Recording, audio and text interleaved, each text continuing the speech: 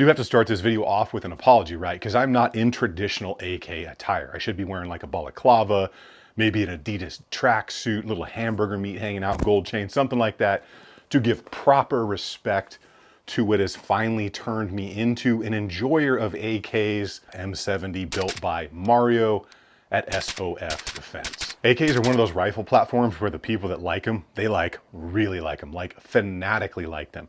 But I've been on the fence for many years with them.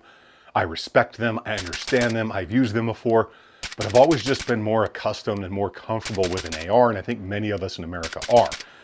And there's been a lot of AKs that I've gotten to try over the years, but I've never really gotten to the point where I liked one so much that I actually wanted to keep it in my collection. However, I finally decided that I really wanted to get one AK and just have it built into something really nice, really modern, that I would want to keep around for an extremely long time. And I've gotten the chance to run the nicer ones, the stuff from Fuller, the stuff from Rifle Dynamics, and other ones that are just off the shelf.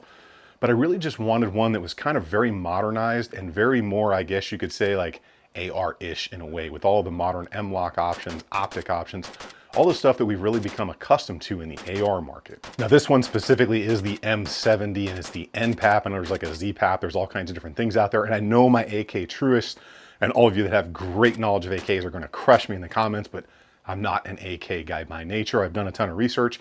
I know there are varying differences between all kinds of different ones. The traditional AK, the M70 stuff, the crank, like all these different crazy things you can go down the rabbit hole on. So I'm happy to take that information. Just don't knock me too hard because I'm kind of new at the AK game. But the one thing that I know about AKs is as long as they are built right, they will pretty much run forever, even when you stick like gummy bears in the action, which I think like Tim over at Military Arms Channel did at one point. So I turned to Mario over at S.O.F Defense, or Shield of Faith Defense, because he's extremely well known in the industry. He's very well respected, and he's not just a dude that builds AKs. He's actually quite good with them, and he's been known to win a competition or two with his builds. And when I approached him, he gave me the same look that a lot of AK truists did when I said I wanted something like this, very modern, big old M-LOK rail, some pick across the top, something that I could kind of model after an AR that I would be a little bit more comfortable with at this time, instead of the traditional wooden or maybe plastic furniture. I know, heresy of the highest order for my AK truist, but again, I'm not an AK truist, guys. So what does this build consist of, right? Because it looks very different than an AK you would typically see on the shelf, and a little bit more in line with the stuff you'll see being used at the current time overseas in Ukraine and places like that. So this thing started as that Yugo M70 setup, a little bit different, right? And bear in mind too that building an AK like this is not as easy as building an AR, because there's a lot more work that can go into these things with the rivets and the fitting of parts as compared to an AR, especially when you're gonna barrel a thing, which is why you see so many AKs with a barrel that's like completely off kilter to one direction or the other. And knowing that I wanted it to run forever, I pretty much just had him redo everything on this. So what this thing consists of now is a JMac 4150 nitrided barrel, 14 5-inch with a pin and welded 4-chamber brake, because recoil is stupid. The barrel is that 1 in 9 twist rate. It's a 14.1 thread pitch concentric to the bore, AK100 profile, AKM cut retainer, AKM gas length system in there, a nitride coated cold hammer forged barrel, so you have all the specs on that thing. But it's also that chemo device so I can run a can on it. It's got the Occam adjustable gas block up front, which is 4140 heat treated and nitrided steel, and it's got a 17-4 stainless steel aperture cup in there. He reworked the action, appropriately head spaced it, put the Occam Merc free float rail on there, and ALG trigger in there, which for an AK trigger is actually really nice. They use that Magpul furniture on the grip and that Zukov stock with that Magpul Zukov riser, because the optic is a little tall here. And if you guys are interested in any of the stuff we're talking about today, I'll have a build list. It'll be the first link down below in the description. And for kings out there at their employer's break room, casting this from their device to the TV so everybody can enjoy some AK action, I'll put that QR code for you right here. Obviously, you can tell by looking at the receiver, he cleaned up those rivets because they looked pretty gnarly on the original design. So overall, he finished this thing out extremely smoothly and gave it the modern look that I wanted, especially with that tungsten color and those black accents on there. Once he was done, I decided to add the HRT dingle dongle light with that ODA switch. The optic, which is that new green Vortex Spark, those are actually extremely solid and extremely affordable. They've also got them in flat dark earth now as well. I put that dye-free company Tiger Claw up front because they just crack me up and they're actually pretty good. I put a QD sling attachment on there because even though the rail does have one, You don't want to go putting steel QD ends into the receiver end of an aluminum rail, because the steel is going to win and eventually just wear that out. So just spend the 19 bucks and get a steel receiver if you're going to run QDs. And of course, I ran it with a little bit of that splatter pattern on there in the way of the flatline fiber sling, and a matching magazine down there on the bottom from X-Tech Tactical, which is a lot of the magazines I ran through this, and they performed flawlessly. And again, all that stuff will be at the parts list. So this thing, it's definitely a looker if you're into the more modern AK with a little bit of flair on the splatter pattern, but what about the performance, right? So I got this thing out and pretty much went through all of the AK ammunition that I had because I was having a really good time. And my buddy Chris Blau from the 1911 Syndicate stopped by, and he got to run a few mags for this thing, and this is what he had to say.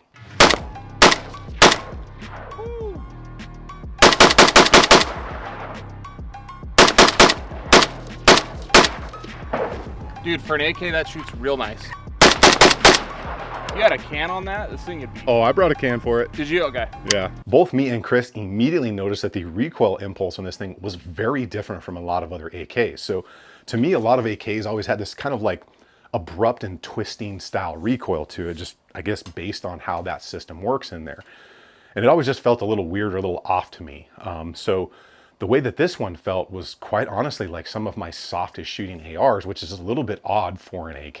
And if you pay attention to the slow motion footage here, you'll see that that muzzle device is barely moving. And although I'm not shooting as fast as I could be, you can see that the recoil on this thing is extremely tame, especially with that brake. But this wasn't all easy to do. In fact, the owner of Occam Defense actually reached out to me and asked me what Mario had to do to get this rail on here, because it's not specifically designed for the M70 setup, but Mario did his thing and made it work. And since it does have the adjustable Occam gas block on there, I did run it with a suppressor. I ran it with that AB-A10, which is just a great suppressor on a chemo mount, and that thing just sounded very good. In fact, Chris was like, dude, that thing sounds amazing. He even says that while I'm shooting, it just had a very different and calm sound to it as compared to like a 5.56 round. And I was using standard ammunition. I wasn't using subsonic or anything. I was using steel cased solely. I don't think I shot any brass through it. But that ammo was dirty. So as I was running that can, she got a little smoky because I was burning off, of course, all the grease and all the oil that was on there from the build.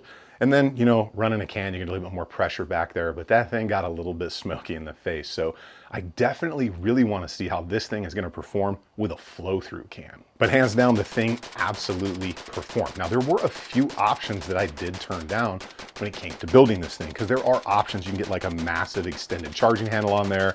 You can get it on the off side. You can get a big, huge extended like competition magazine release. And although this one is slightly extended, it's more of a traditional looking magazine release than some others.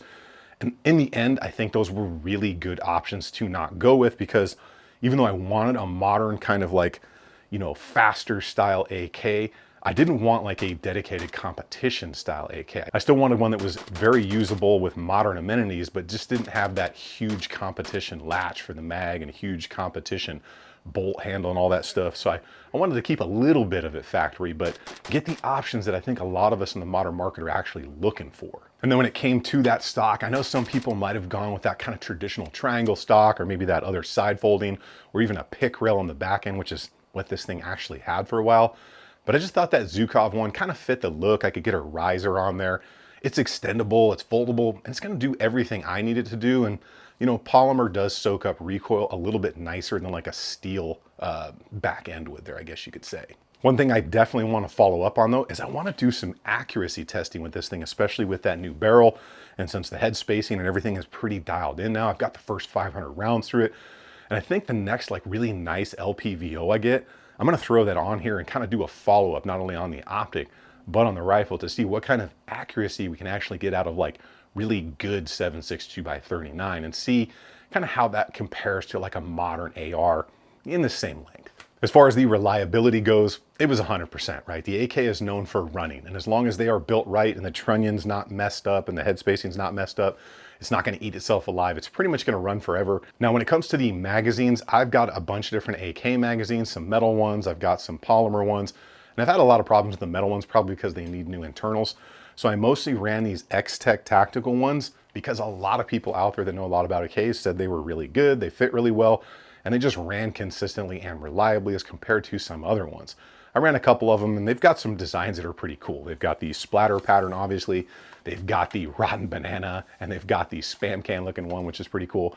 But I also did run some Magpul ones. I've had very good luck with those on AKs in the past, and those are the two style of magazines that I stuck with, and they gave me 0 issues. And the cool thing about the X-Tech magazines is they're actually made in the US, right not too far down the road from me in Tempe, Arizona, which I didn't know until I reached out to the owner, and he was cool enough to send out some of these magazines for testing. So I do hugely appreciate that. Again, if you're interested in that stuff, it'll be at the build list. Since it was 100% reliable and problem-free, is there anything I would change or do different on this thing? And this is where I want you guys to chime in, right? Like, what would you do differently here? But the thing turned out awesome. It feels so much more solid than a lot of AKs.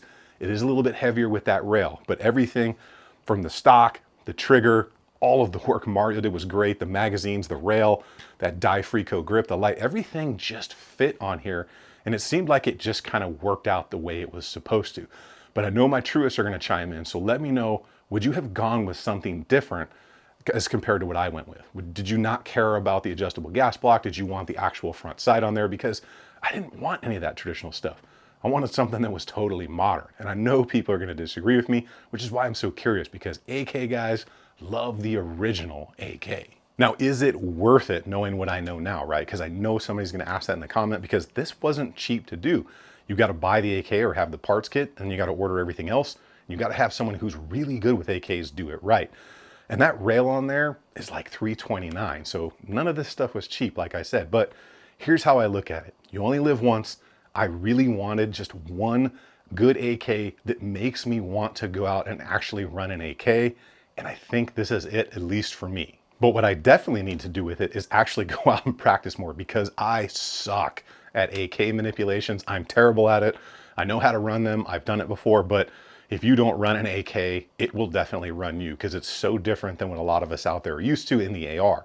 There's no last round bolt lock. You've got to load the mags differently in there.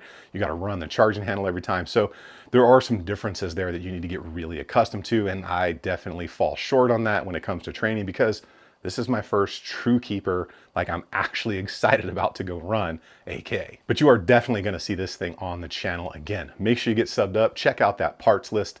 The QR code will be right up here. And always remember, if you stay ready, you ain't got to get ready.